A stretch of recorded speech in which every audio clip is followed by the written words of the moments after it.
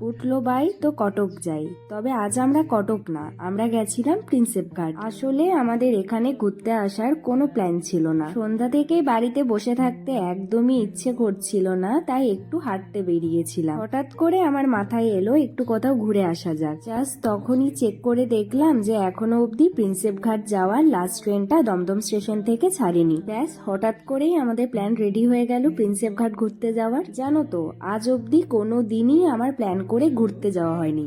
হ্যাঁ, শুধুমাত্র একবার দীঘা ঘুরতে গেছিলাম। তো সত্যি কথা বলতে এরকম ভাবে হঠাৎ করে প্ল্যান করে কিন্তু কটকও যাওয়া যায়।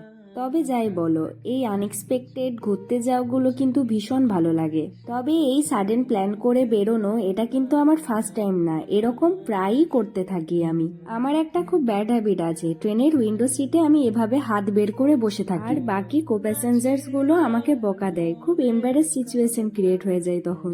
জানো তো, আমি এবছর বড্ড লাফাচ্ছিলাম যে এবছর ঠান্ডাই পড়েনি সেরকম, কিন্তু হঠাৎ করে যা হাড়কাঁপুনি ঠান্ডা পড়েছে, বেড ছেড়ে তো উঠতেই ইচ্ছে করছে না। প্রিন্সেপ ঘাট স্টেশনটা আমার বড্ড পছন্দের। এই স্টেশনের স্ট্রাকচারটা এখনো অবধি পুরোনো দিনের স্টেশনের মতোই আছে। রাতের কলকাতার এক অন্যরকম সৌন্দর্য আছে, সেটা কখনো ভিডিওতে দেখা বা ভাষায় বলা সম্ভব নয়। এত স্ট্রাগল করে যখন এসেছি, কিছু ভিডিও শুট ফটোশুট তো করিনি, জাস্ট কিছুক্ষণের জন্য ঘুরতে বেরিয়েই মনটা বেশ ফুরফুরে হয়ে গেছে। জানো, এই ব্রিজটার হাইট এতটাই বেশি যে ব্রিজের ওপর চলা বাস গাড়িগুলো নিচের থেকে কখনো দেখা যায় না। এখন যাচ্ছি আমরা ঘাটের দিকে।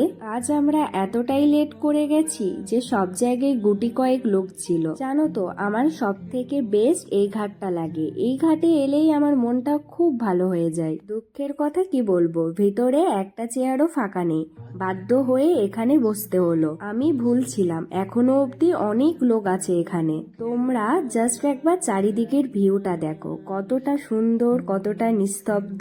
শীতকালের রাতটা আমার খুব পছন্দের, চারিদিকটা খুব শান্ত হয়ে থাকে। যাই হোক, আবারও একবার বৃথা চেষ্টা করি, মানে চেয়ার খোঁজার বৃথা চেষ্টা করি। না, এবার চেষ্টা বৃথা যায়নি, ফাইনালি আমরা একটা চেয়ার পেয়েছি। জানো তো, এটাই আমার সব থেকে ফেভারিট বসার জায়গা। কি সুন্দর ভিউটা এখান থেকে, তাই না? যাই হোক, এবার আমরা স্টেশনে চলে এসেছি। দমদম যাওয়ার শেষ ট্রেন আসার সময় হয়ে গেছে। এবার কুরকুরে খেতে খেতে এখন ট্রেনের জন্যই অপেক্ষা করছিলাম। ট্রেন চলে এসেছে। এই ট্রেনটা না পেলে আমার বাড়ি যাওয়া হতো না, এখানেই থেকে যেতে হতো।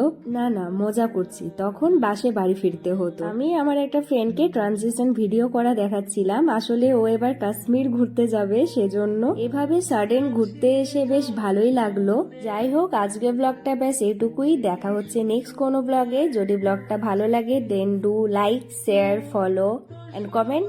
টাটা।